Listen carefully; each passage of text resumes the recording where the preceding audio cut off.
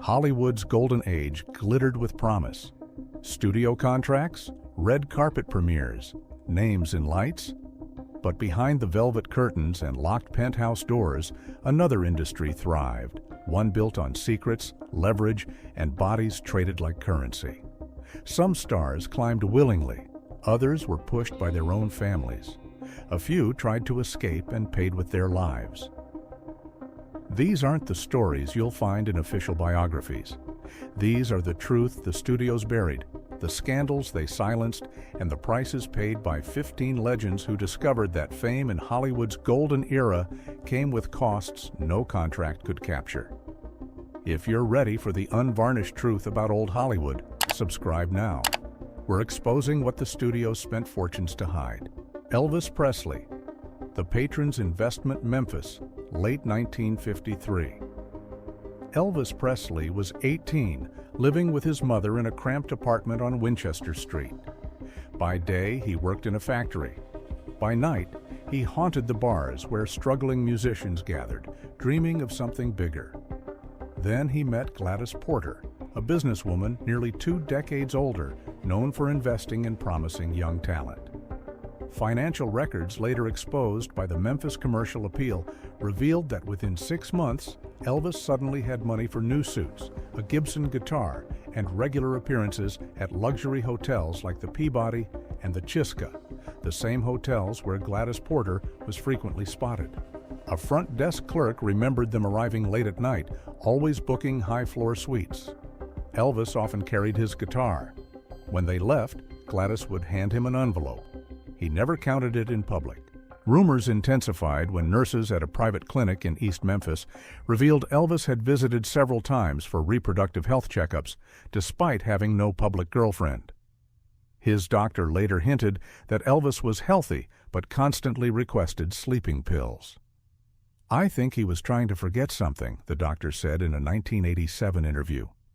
In 1954 and 1955, Elvis began performing at Sun Records, but few knew about the cars that picked him up after shows, taking him to unknown destinations. A limousine driver told local television that he drove Elvis to many mansions around Memphis and Nashville. The guests there were always wealthy and powerful. He always left very late, alone. When Elvis signed his lucrative RCA contract in 1955, Gladys Porter suddenly vanished from Memphis without explanation. Questions circulated about whether her investment had yielded enough profit or whether she'd been paid to disappear and keep silent about what she knew. Rock Hudson, the asset that generated profit. In the 1950s, Rock Hudson embodied masculinity for millions of Americans. His face graced every major magazine from Life to Photoplay. Universal Studios had built him into the perfect leading man, handsome, charming, untouchable. But maintaining that perfect image required building an invisible cage where every move was monitored and every secret controlled. Hudson wasn't just bound to an exhausting filming schedule. He was also required to attend private parties, where guests included studio moguls, oil tycoons, and high-ranking politicians. At first, he appeared only as an honored guest, raising glasses and making conversation. But gradually, the demands became clearer. Hudson was expected to serve drinks, wait on tables, and spend private time with individuals chosen by the studio. He couldn't refuse because Universal held enough photographs and information to destroy his career instantly. "You're an asset," a PR executive told him coldly, "and assets have to generate profit." Hudson understood what that meant. He was property, not a person. His body, his time, his private life, all belonged to the studio that had created his public image. In the 1980s, when Hudson began feeling his health decline, he was diagnosed with AIDS, a disease then heavily stigmatized. Instead of receiving support, he got a blunt warning from his former manager. "If you let this get out, not only will your career end, but everyone who ever protected you will go down too." From then on, Hudson lived in silence and depression. He continued appearing on screen, still smiling at press events, but behind the scenes were sleepless nights and parties he no longer had strength to attend, yet still had to, because the threats never disappeared. Hudson carried that secret until his death in 1985. Only afterward did the public learn the truth. But for those who had attended the private parties, the image of Rock Hudson smiling under golden lights remained both beautiful and haunting, because they knew that smile had never truly belonged to him. Marilyn Monroe, The Palm Springs Transaction. April 1949.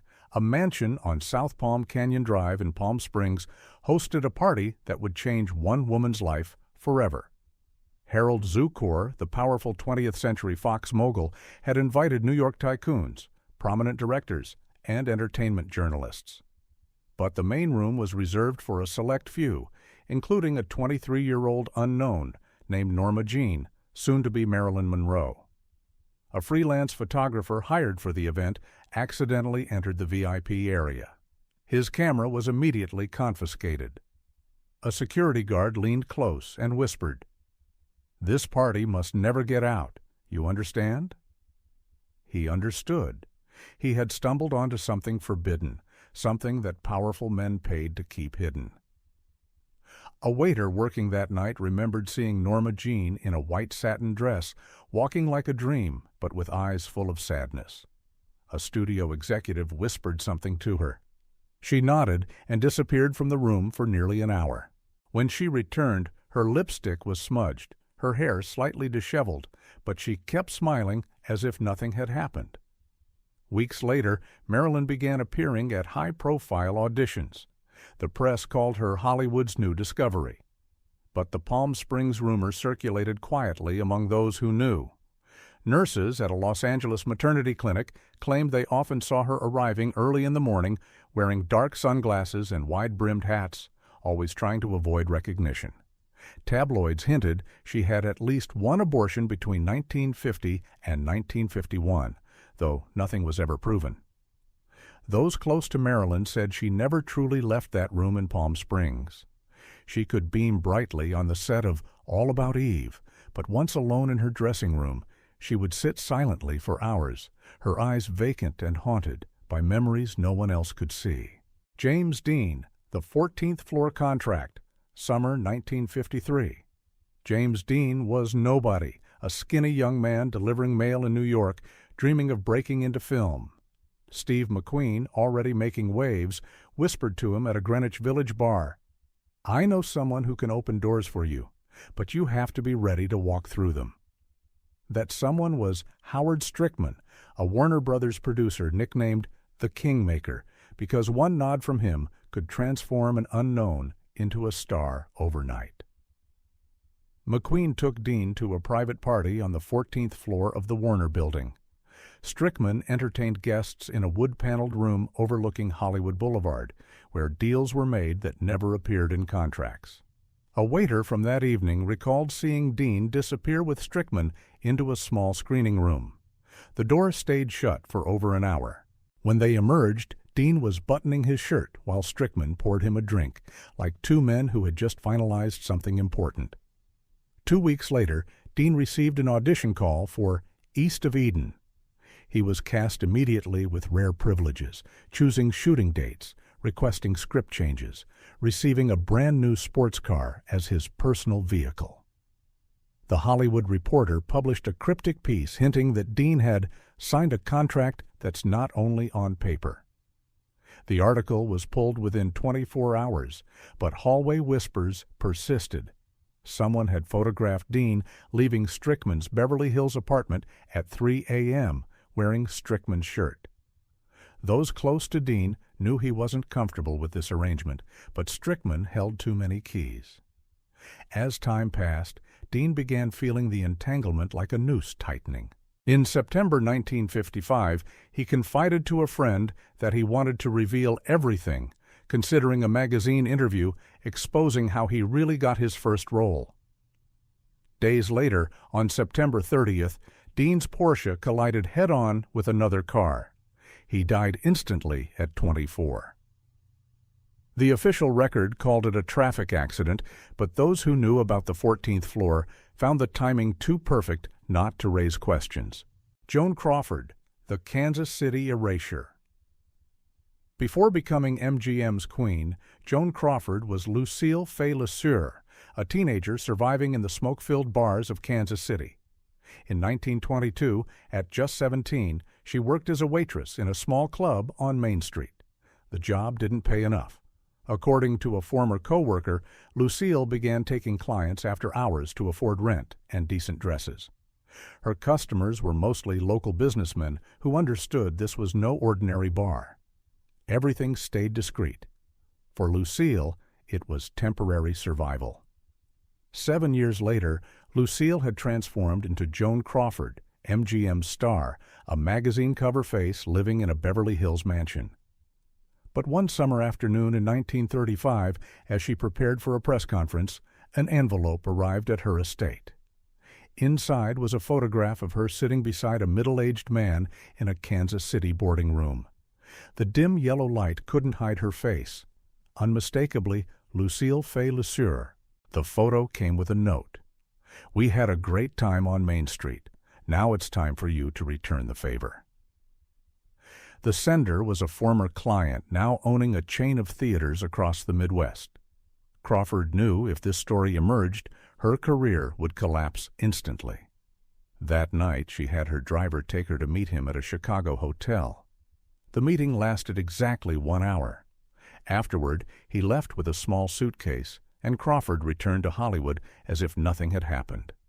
The story never appeared in newspapers. But within the industry, people whispered that Joan Crawford wasn't just a star molded by MGM. She was someone who knew how to erase her past as quickly as erasing a film reel, someone who understood that survival in Hollywood meant being willing to pay any price to keep secrets buried forever. Cary Grant, The Malibu Mansion. Mornings. In the late 1930s, Hollywood insiders whispered about the seaside mansion in Malibu where Cary Grant lived with Randolph Scott. In newspapers, they were two close friends, sharing a home to save expenses. But within the industry, everyone knew it was the meeting place for evenings, where only the most powerful figures were invited. When night fell, Packards and Cadillacs would quietly stop at the gate. Inside, jazz music flowed from the phonograph, liquor poured endlessly, and golden lights were dimmed so low that only shadows could be seen moving past each other. Producers, A-list actors, state senators, all blending into a space where, beyond the fence, no one knew what was happening. Then one morning in 1941, a delivery man from a nearby grocery store got the wrong address and drove to Grant's mansion. No one answered when he knocked, so he went around to the backyard. The glass door was ajar. Inside the living room, he froze. Scattered across the carpet were expensive clothes. Wine glasses toppled over on tables, and on the long couch near the window were several completely naked men fast asleep after a long night. Among them, he clearly recognized Cary Grant and Randolph Scott. He left immediately without delivering anything. But the story spread through Malibu within days. Everyone heard it, but no one dared speak publicly because the men who had been there that night were people who, with just one phone call, could silence any newspaper. Grant never confirmed or denied it. From then on, invitations to the Malibu mansion became rarer, as if that very secret had turned the place into a legend, open only to those who knew how to keep their mouths shut and understood that discretion was the price of admission to Hollywood's most exclusive circles. Rita Hayworth, The Family Trap. Before becoming Hollywood's red-haired goddess, Rita Hayworth was Margarita Carmen Cancino, a girl growing up in a poor dancing family in Brooklyn. Her father, Eduardo Cancino, was a flamenco dancer drowning in debt and burning with ambition. When Rita was only 13, Eduardo began taking his daughter to nightclubs in Tijuana and Los Angeles, introducing her under the pretense of performance training. But those performances weren't just about dancing. Eduardo arranged private tables after shows ended, where Rita had to sit with older men, club owners, movie producers, powerful businessmen. One night in 1932 at a San Diego club, Rita was asked to stay and practice a few more moves with an investor. When she hesitated and turned to her father, Eduardo simply replied, "You have to learn how to please them if you want to be famous." That night, Rita understood she had been pushed through a door behind which lay only locked rooms and impossible choices. From then on, every time she appeared on stage or a film set, she knew someone was watching, reminding her that every opportunity came from nights no one dared write into history. Saying no was no longer an option her father had given away. When Rita became a star at Columbia Pictures, that past was buried under flawless publicity campaigns. Studio heads knew her history and used it as leverage whenever she seemed too independent or demanded too much. For those who had seen the 13-year-old girl taken into that private room years ago, the image of Rita Hayworth was forever tied to a trap built by her own family, a door that would never open to let her escape, no matter how famous she became or how desperately she tried to forget where her career had truly begun. Natalie Wood. The night childhood ended. Natalie Wood was only 8 when she became famous across America for her role in Miracle on 34th Street. Everyone thought she would grow up protected in Hollywood's embrace. Few knew that studio power brokers would push her into shadows darker than any film she'd ever made. When Wood turned 16, a Warner Brothers executive invited her and her mother to a celebration dinner for a new project at a mansion in the Hollywood Hills. Her mother believed this was an opportunity for Natalie to land her first leading role as an adult actress. But when they arrived, the party had only a handful of people, all men, including powerful directors and producers. Her mother was led out to the garden for a private chat about Natalie's career trajectory while Natalie was taken into a basement screening room. The door closed. The projector began to hum, but on the screen was no film, just hazy images punctuated by soft laughter from the men behind her. That night lasted hours. Natalie's childhood ended in that basement, and she left the mansion with empty eyes that would haunt her for decades. Soon after, Warner Brothers announced that Natalie Wood had been chosen for a major role, accompanied by an aggressive publicity campaign. But behind the scenes, she received cold reminders. "Remember who put you here." The message was clear. She owed them, and they could collect whenever they wanted. Years later, Wood confided to a friend, "I entered Hollywood as a child, and in just one night, I wasn't a child anymore." She never fully escaped what happened in that basement. The roles kept coming, the fame grew, but something had broken inside her that no amount of success could repair. Natalie Wood's story wasn't unique. It was the pattern, the system, the price young stars paid when studios held all the power and silence was the only protection anyone had. Ava Gardner. The New York Debt. At 20 years old, Ava Gardner was a Southern girl with a thick North Carolina accent, arriving in New York with dreams bigger than her small-town reality. She worked as a receptionist at a small hotel near Times Square, barely making enough to survive. Then she was introduced to elite clubs where neon lights, imported wine, and powerful hands intertwined behind heavy velvet curtains. One winter night in 1943, Ava caught the eye of Delilah Montrose, a club manager who specialized in training young women to be companions for tycoons and Hollywood figures visiting New York. Delilah was blunt. "All you have to do is show up, smile, and keep secrets. Everything you want will come." At first, Ava only sat and talked, raised a glass, left with a thick envelope in her purse. But soon, as new dresses, glittering jewelry, and luxury apartment rent became part of her life, she began hearing subtle reminders. "You still owe us a few nights, you." That debt was never written as a number. It became a string of increasingly bold demands, private dinners, weekend trips with theater moguls, appearing on the arm of politicians to quash unfavorable rumors. Each time she refused, Ava received a photograph or quiet warning.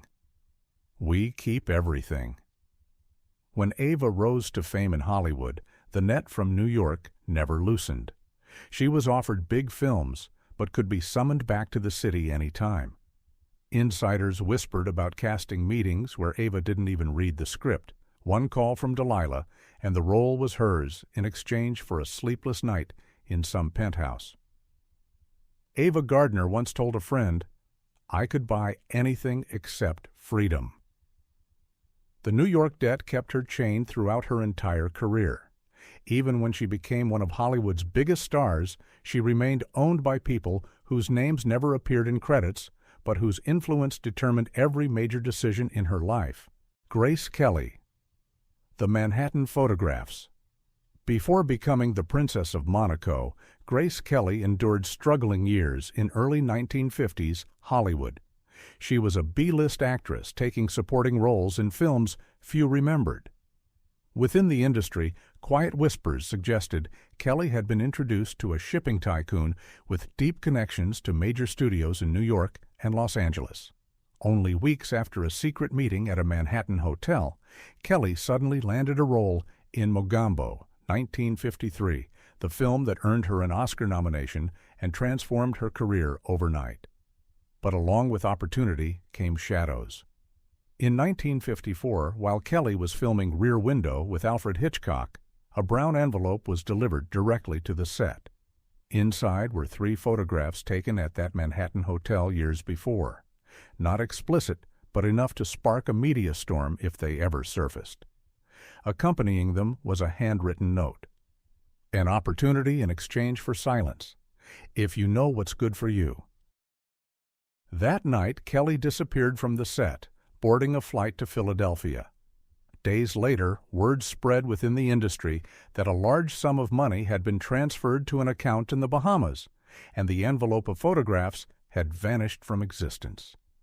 Kelly returned to the set without explanation, and filming continued as if nothing had happened. Later, as Princess of Monaco, Grace Kelly never spoke of those struggling years. But in closed parties of retired stars, some quietly said that Grace's ticket to glory was bought not only with talent, but with a price only she truly knew. The photographs that could have destroyed her became leverage that followed her from Hollywood to European royalty, a reminder that no amount of distance or status could fully erase what the studios knew and what powerful men could still use against her if she ever stepped out of line. Frank Sinatra. 4 marriages as camouflage. The golden voice of America had long been praised as an icon of romance, but behind the stage lights was a life full of debts that never appeared in books. In the 1940s, when Sinatra's career was just beginning, he frequented nightclubs in New Jersey and Las Vegas, where the mafia controlled everything from musicians to the liquor menu.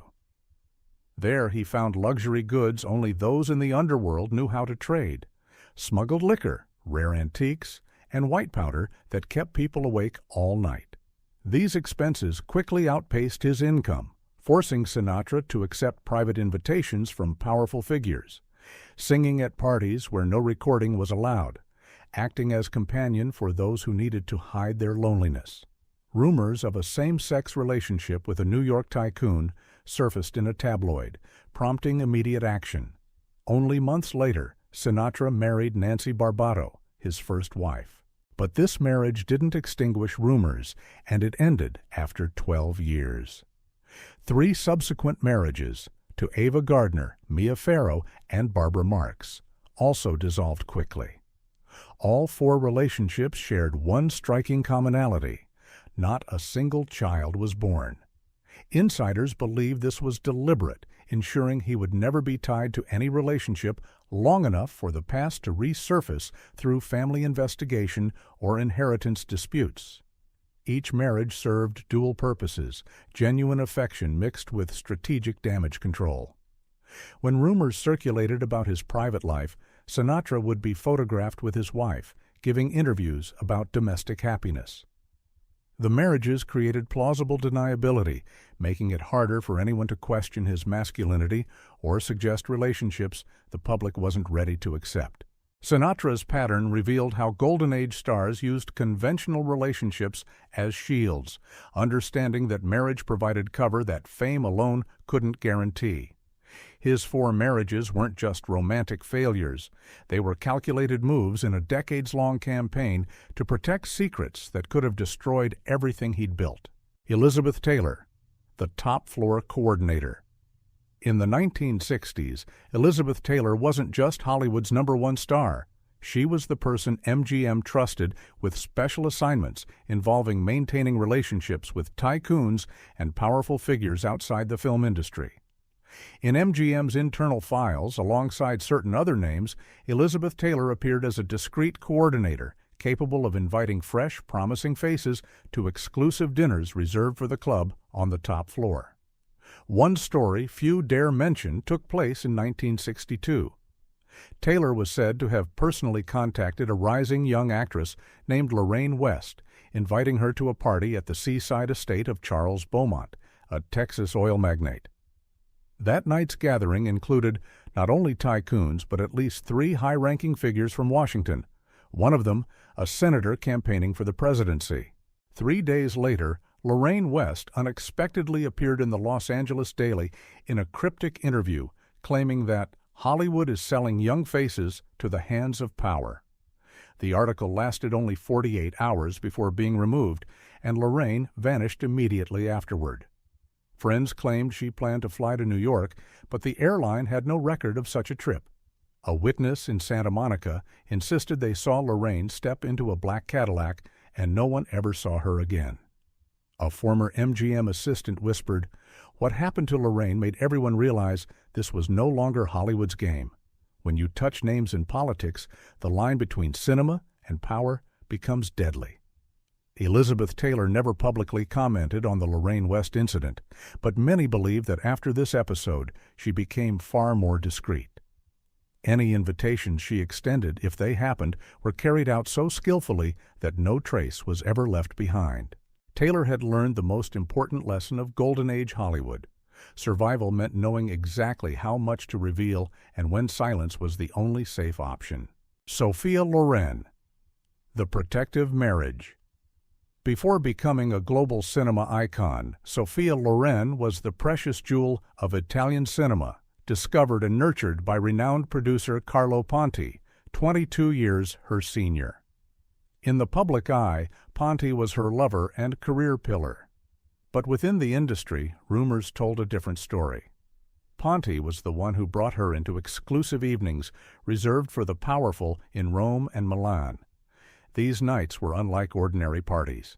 Guests were media moguls, Hollywood producers, European politicians, and businessmen. Sophia appeared as Ponti's muse, introduced to each figure, raising glasses of red wine, smiling softly under golden lights. Then one night in 1961, at a villa on the outskirts of Rome, an intoxicated guest crossed the line. The situation grew tense enough that an American businessman had to intervene, pulling Sophia outside while the rest of the room remained unaware. Hours later, rumors of the incident at Ponti's party began circulating, threatening the pristine image they had built. Ponti understood that if the Italian or international press obtained the story, not only would Sophia's career be destroyed, but his own reputation would crumble.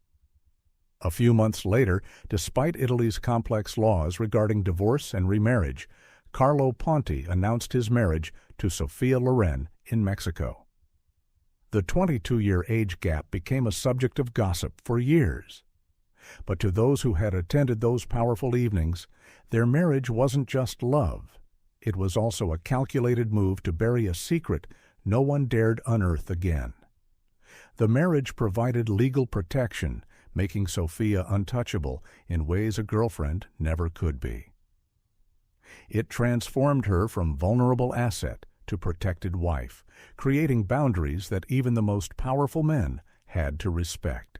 Ponti had used marriage as a shield, understanding that in Golden Age entertainment, sometimes the most effective contract was the one that looked like romance. Paul Newman, The Park Avenue Companion. Before becoming an icon of American cinema with mesmerizing blue eyes, Paul Newman lived through a period few could imagine. In the mid-1950s, when he was still an unknown stage actor in New York, Newman took various odd jobs to survive. But rent for his small Manhattan apartment and tuition for acting classes at the Actors Studio always exceeded his means. During nights working as a waiter at a private club on Park Avenue, Newman caught the eye of a particular group of patrons, wealthy businessmen, politicians, and art collectors. An acquaintance in the scene said Newman was invited to attend private parties where his role wasn't merely to chat or raise a glass. They called it companion service, but everyone understood it as a privilege for those willing to pay a high price for the presence of a young, handsome, mysterious face. One of Newman's most frequent clients was Thomas Fairchild, a New York state senator preparing for a nationwide campaign. The connection between the two remained in shadows until fall 1956, when Fairchild became entangled in a financial scandal. Reporters traced private parties he had attended, and Newman's name appeared on guest lists of at least 3 events. As soon as rumors began spreading, Newman vanished from New York for nearly 4 months, reappearing in California with a new film contract from Warner Brothers. No one knew exactly what happened during that time, but many believed a large sum of money had changed hands, so both sides would remain silent. An old friend once asked Newman about those years. He only smiled faintly. Everyone has a past. The question is whether you're clever enough to turn it into something no one can ever confirm. Newman had learned Hollywood's most important lesson early. Silence was more valuable than truth, and ambiguity provided better protection than any denial ever could. Faye Dunaway, The Beverly Hills Screening Room. In 1973, Faye Dunaway was at her career's height after the success of Bonnie and Clyde and Chinatown. Yet she still longed for a major role in an epic project from a major studio. The door seemed wide open until powerful director Martin Alcott, known as the King of the Oscars, sent an invitation to a private dinner in Beverly Hills to discuss script ideas. The party took place in a lavish hillside mansion with soft golden lights reflecting off the pool and a few dozen guests chatting over champagne. At first, everything seemed like typical networking. But about an hour in, Dunaway noticed several faces disappearing from the living room, leaving only a few men glancing her way. Alcott approached, smiling, and invited her to take a tour of the garden outside. But as she passed through the hallway, she saw the back door close and 2 unfamiliar men blocking the exit. The music faded. The innuendos turned into direct demands. If she wanted the role, she had to let everyone see she could cooperate. No one shouted, no commotion, just a locked room, watching eyes, and an atmosphere any actress of the time knew she couldn't defy. Faye left at dawn, her face frozen. 3 weeks later, her name appeared in a press release. Faye Dunaway, officially cast as the female lead in Alcott's epic film. The movie was a huge success, earning her an Oscar, but in years that followed, she rarely agreed to long interviews and steadfastly avoided any question about the night in Beverly Hills. A veteran producer once whispered, "Faye's price wasn't in the contract. It was in that night everyone knows about, but no one dares to tell." Dunaway had achieved everything she wanted professionally, but the cost of that achievement haunted her for decades, a reminder that in Golden Age, Hollywood, even the most talented women, discovered that merit alone never guaranteed anything. These 15 stories reveal Hollywood's Golden Age as it truly was, not the glamorous fantasy sold to audiences, but a system built on exploitation, leverage, and silence. Behind every iconic performance was a performer who had paid prices never written into contracts. Behind every studio success was a machine that consumed young lives and spit out manufactured stars.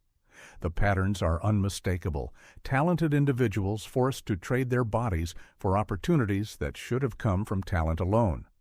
families who sold their own children for reflected glory, studios that treated human beings as assets to be managed, leveraged, and disposed of when no longer profitable. The golden era glittered brilliantly for audiences, but for those living inside it, the shine often concealed darkness that no amount of fame could illuminate. What emerges from these stories isn't just individual tragedy, it's systemic rot.